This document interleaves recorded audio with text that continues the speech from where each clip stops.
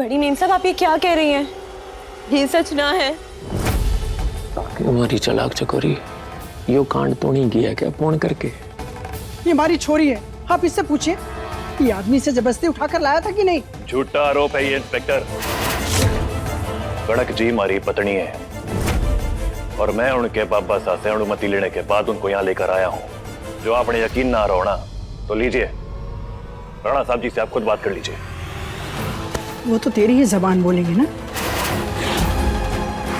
पर अब इससे कोई फर्क नहीं पड़ता। कनक अब बालिग हो चुकी है, वो जो कहेगी वही होगा। पूछ लीजिए हमारी छोरी से, शादी करने के बाद इसने इसे कितनी तकलीफ दी है और अब ये इसे मारपीट भी करता है। बताइए मिसेस कनक, आपकी मासाजी जो कह रही हैं क्या वो सच है? क्या आपको वाकई डोमेस्टिक वायलेंस का शिकार बनाया जा रहा है?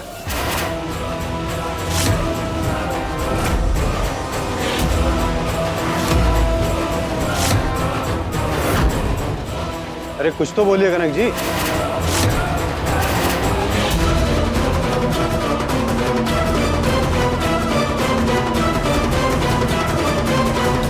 हाँ,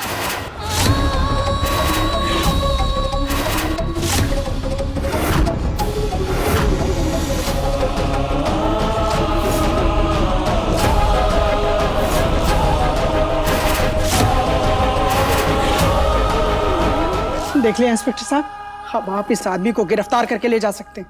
हथकड़ी लगाओ मुझे।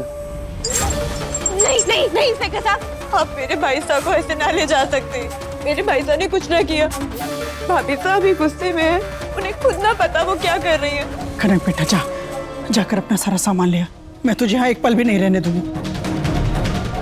भाभी साहब, भाभी साहब इतना पत्थर दिल ना बनिए, ऐसे निभाएगी भाभी साहब ये रिश्ता। भाभी साहब, वो तो हर हाल में ये रिश्ता निभाना चाहते हैं आपके साथ। भाई साहब ना आपको थोड़ी सी भी तकलीफ देते तो उससे कई ज्यादा तकलीफ उन्हें खुद को पहुंचती है।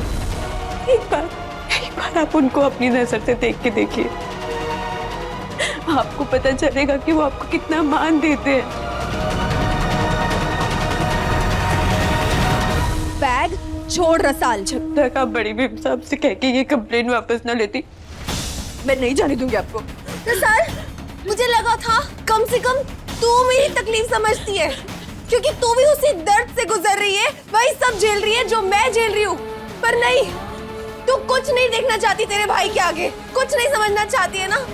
साल में नहीं रह पाऊंगी यहाँ पे, मेरा दम घुट रहा है। जरा एक बार सोच के देखिए, अगर राणा बाबू साहब ने उस दिन भाई साहब की जगह किसी और से आपका ब्याह करा दिया होता तो क्या आप वहाँ ये रिश्ता निभाने की कोशिश ना करती? तो आप क्यों मेरे भाई साहब के साथ रिश्ता निभाना ना चाहती भाभी साहब? उन्होंने तो हर मुश्किल वक्त में आपका साथ दिया है ना भाभी साहब। और आप क्या कर रही हैं? का हाथ पकड़ने की बजाय उनके हाथों में हथकड़ियां डलवा दी। ये है शादी का बंधन आपके लिए। हाँ, बंधन, ये गठबंधन ना मेरी आत्मा का बंधन बन चुका है। ये नहीं निभाना मुझे कोई बंधन।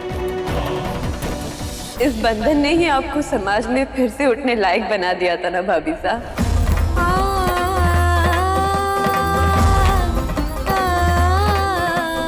जब सबने आपसे मुंह मोड़ दिया था,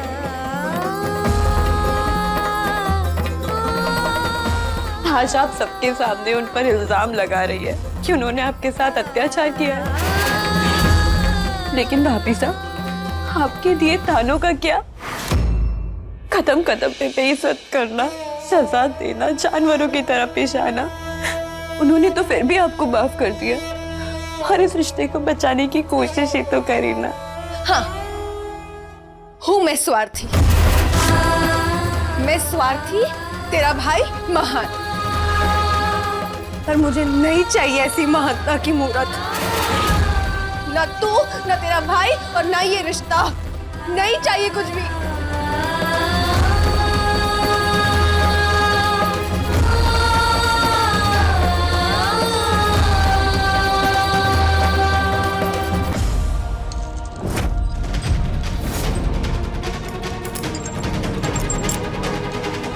पूर्णिमा क्यों इतनी चिरमिरा रही है?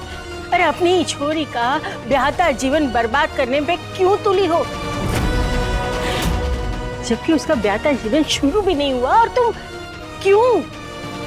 क्योंकि मैं इस छोरी को अपनी बेटी के संसार में नहीं चाहती। भाभी साहब मेरी बात सुनिए।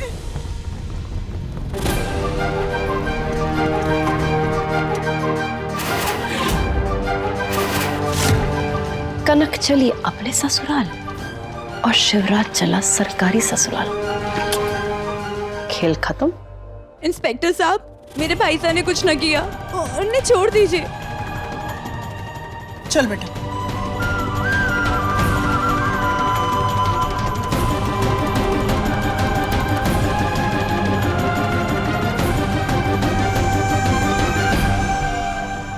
कनक, जो तुमने ये चौखट लांगी तो मान लेना सब कुछ खत्म।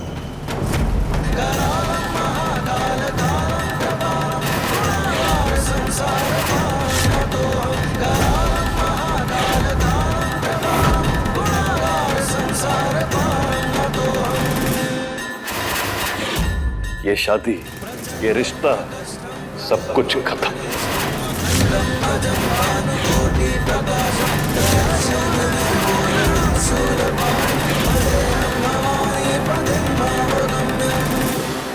और तुझे क्या लगता है मैं ये जबरदस्ती का रिश्ता निभाने के लिए तड़प रही हूँ? कनक जी, रिश्ता हमारे लिए भी जबरदस्ती का ही था। जब आपके बाबा साहब ने हमारे से आपका हाथ थामने के लिए कहा था, लेकिन एक बार जो मैंने आपका हाथ थाम लिया ना, उसके बाद इस रिश्ते को और इसकी पवित्रता को बचाने के लिए मैंने सब कुछ किया है। यहां तक कि हमारी बहन ने अपनी जिंदगी दांव तक पे लगा दी। आखिरी बार बस ये कहूंगा आपसे, अपने बाबा साहब की इज्जत और हमारी बहन का त्याग, इन दोनों के बारे में एक बार सोच लेना। उसके बाद जो फैसला लेना है ले लेना। और वैसे भी मैंने आपसे 15 दिन ही तो मांगे थे हमारे इस रिश्ते के लिए। उसके बाद तो आप वैसे भी आजादी हैं ना। चल बेटा चल, इसकी बकवास मत सुन, कान में रुई डाल और चल यहाँ से चल। हमारे बारे में ना सोचना है ना सोचिए, पर अपने बाबा साहब का मान सम्मान, उसके बारे में तो सोचिए। क्योंकि जो कदम अब आप उठाने जा रही हैं ना, उसकी कोई बहुत ठोस वजह दीजिएगा उनको, नहीं तो लोग आपके बाबा साहब की परवरिश पर सवाल खड़ा कर देंगे।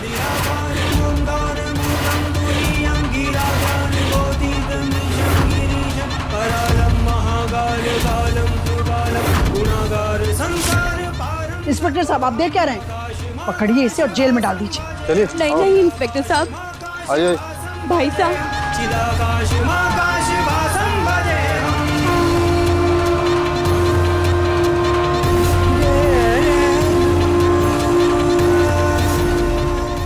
आज तूने एक बेटी के बाप को सहारा दिया है शिवा। जो कदम अब आप उठाने जा रही है ना, और आप क्या कर उसकी रही कोई हैं? बहुत ठोस वजह दीजिएगा, नहीं तो लोग आपके बाबा साहब की परवरिश पर सवाल खड़ा कर देंगे। रुक जाइए इंस्पेक्टर साहब, जाइए इंस्पेक्टर साहब, जाइए इंस्पेक्टर साहब।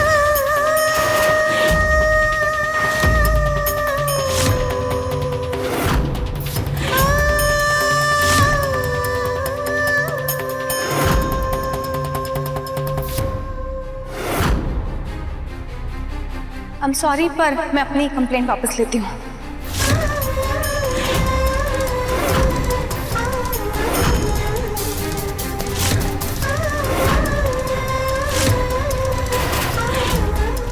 अरे पागल हो गई है तू? और कंप्लेन वापस लेने का मतलब जानती है तू? तुझे इसके साथ जिंदगी भर इसी नरक में रहना होगा। नफरत करती हूँ मैं इससे मासा। हाँ, दम घुटता है मेरा इस रिश्ते में, पर आप एक बार सोचिए, अगर आज मैं वापस गई तो वहां बाबा साहब को कितनी जिल्लत का सामना करना पड़ेगा। समाज वाले काली पोत देंगे उनके मुंह पर, और उस घुटन के साथ मैं कैसे रहूंगी जिंदगी भर। इसलिए जो भी है यही है।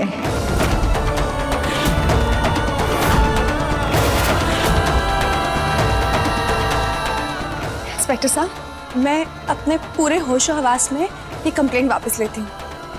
आप छोड़ दीजिए इन्हें। आज के बाद ऐसी गलती नहीं होनी चाहिए। खोल दो इनकी हथकड़ी।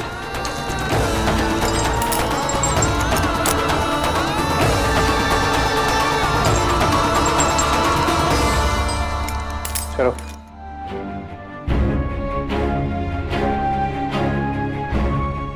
आशा,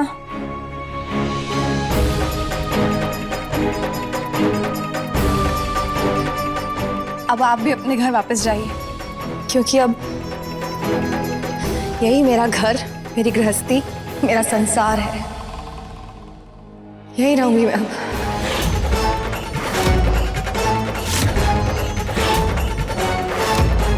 मुझे नहीं पता तूने सही निर्णय लिया है या गलत। बस भगवान से ही प्रार्थना करूंगी कि तू जहां भी रहे खुश रहे।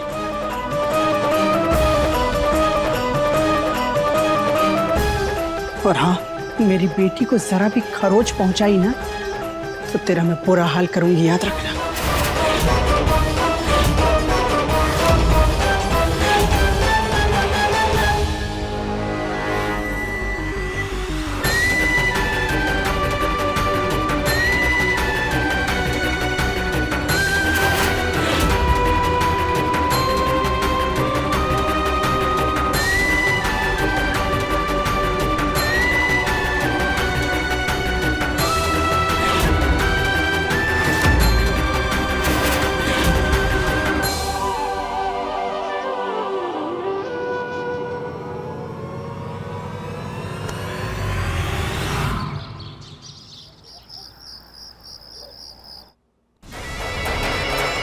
आज मुझे हार और तुझे जीत किस्मत की वजह से मिली है, लेकिन हर बार किस्मत साथ नहीं देती।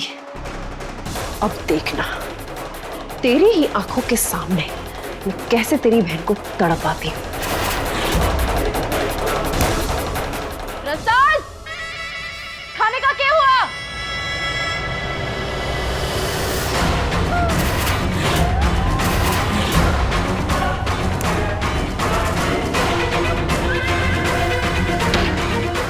मैंने आप लोग को काम से बाहर निकाल दिया था ना, तो आप लोग वापस क्यों आए?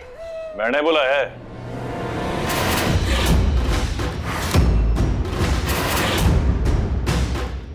क्या कहा था आपने कि ये लोग हम नौकरों के लिए काम ना करना चाहते, पर हमारे बुलाने पर तो ये लोग एक पांव पे दौड़े चले आए।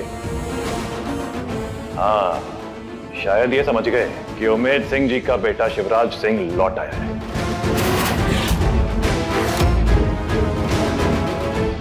ऊपर वाले ने हमारा रूप बिल्कुल पप्पू सा वाला बनाया ना, शायद इसलिए।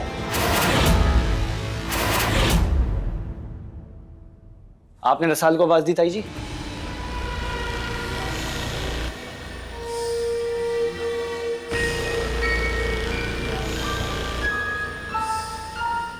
ओ बड़ो सा, अपने देखते ही भागड़े के लगते हैं।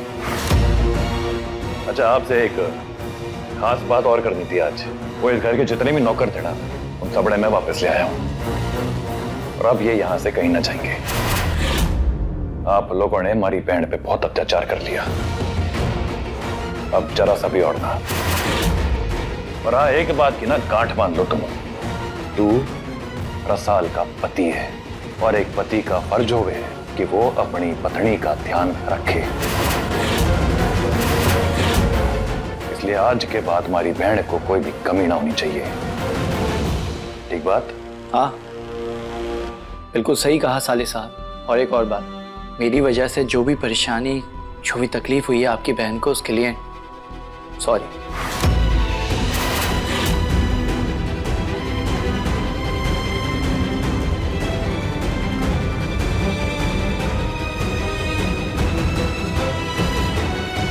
लड्डू हटिया।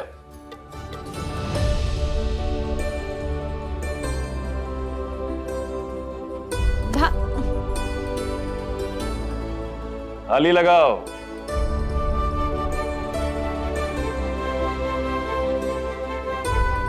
आप लोग बाहर जाके टेबल पे सबका खाना लगा दो। जी।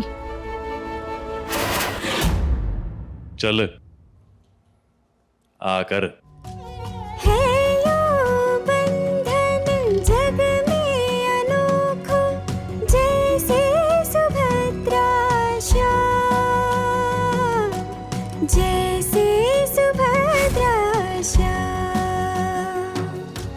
दीपक ज्योति जैसा बंधन, तेरा मेरा रक्षा बंधन। दीपक ज्योति जैसा बंधन, तेरा मेरा रक्षा बंधन।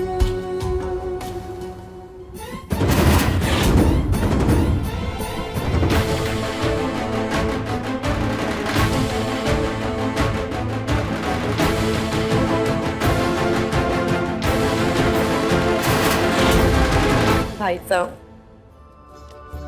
क्या हुआ?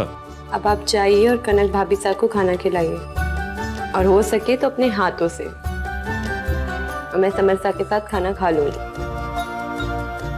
बहुत बड़ी हो गई रे तू। जा।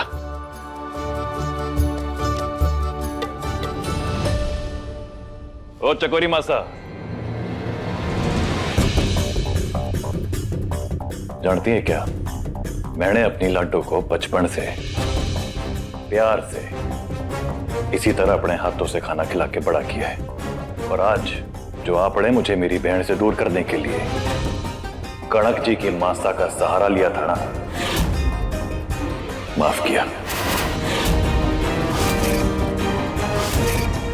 लेकिन एक बात का ध्यान रहे,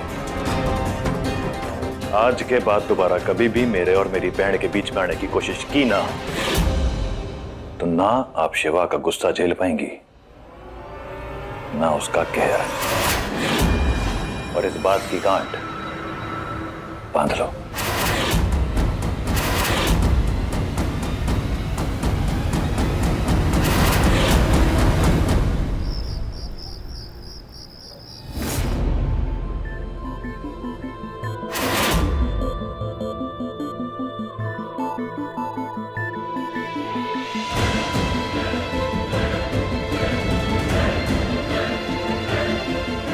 प्रसाद,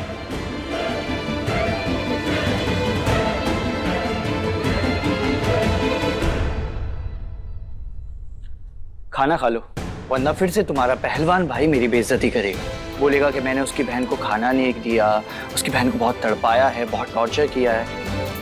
और फिलहाल मैं ऐसी कोई भी बकवास बात नहीं सुनना चाहता, क्योंकि पहले ही उसने मेरी ताई जी और ताऊ जी को बहुत परेशान करके रखा है। खाना खाने की जरूरत आपको भी है, तभी आप पीठ के दर्द की दवा ले पाएंगे।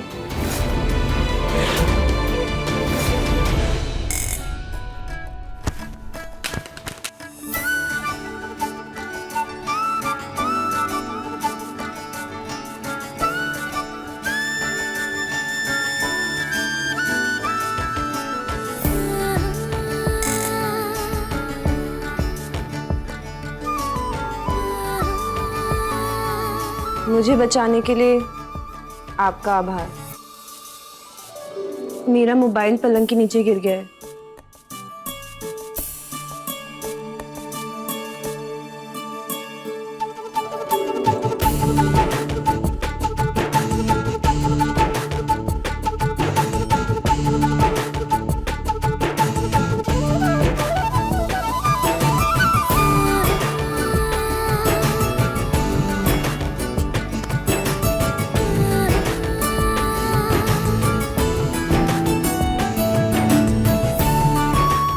रुको, वरना फिर से अपनी चोट लगा लोगे और तुम्हारे भाई साहब की खामोखा की बातें मुझे सुननी पड़ेंगी। नहीं सुननी पड़ेगी, मैं कुछ नहीं कहूंगी।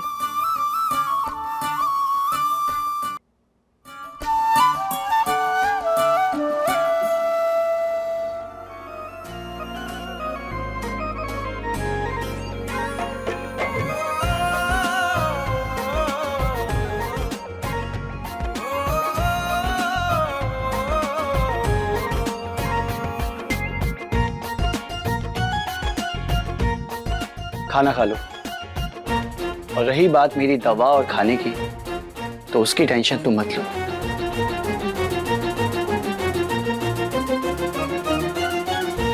अरे नौकरों को वापस बुला के बड़ा मालिक बन रहा है शिवराज। उसे तो मैं ऐसा सबक सिखाऊंगी ना, जिंदगी भर याद रखेगा। अरे हमारी चकोरी रानी, जब सितारे गर्दिश में होना तो अपना ही बिछाया हुआ खेल उल्टा पड़ जाता है। कभी कभी तो हमारे को लगता है कि उस समर को चुन के हमने लंगड़े घोड़े पे दाव लगा दिया। अरे बेकाबू ही होता जा रहा है विशाल के प्यार में। अरे कितनी मुश्किल से हम लोगों ने पार्टी का इंतजाम किया, लोग इकट्ठे किए, और इसने सारा कुछ बर्बाद कर दिया। अगर सब कुछ सही चल रहा होता ना चकोरी, तो अभी ये शिवराज और रसाल दोनों घुटने टेक के हमारे सामने हाथ जोड़ के ऐसे बैठे होते, पर नहीं, सब गड़बड़ हो गया। कभी कभी तुम्हारे को ऐसा लगता है कि ये समर के दिल में ना वो क्या बोलते हैं उसको, प्यार का बीज पनप रहा है, वो उस रसाल के लिए।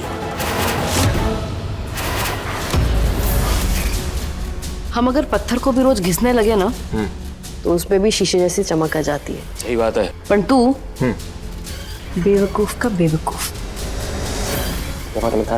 मैं बेवकूफ? मैं क्या है ना मुंगी, जब जब लोगों को लगा कि उन्होंने मेरे फेंके हुए पत्ते को काट कर मेरी बाजी पलट दी, तब तक चकोरी ने अपनी ताकत और बुद्धि से अपनी बाजी जीत ली। मारा हुकुम का इक्का समर, उसने आज तक वही किया है जो मैंने उसे कहा है। वो आज भी मेरे साथ ही खड़ा है।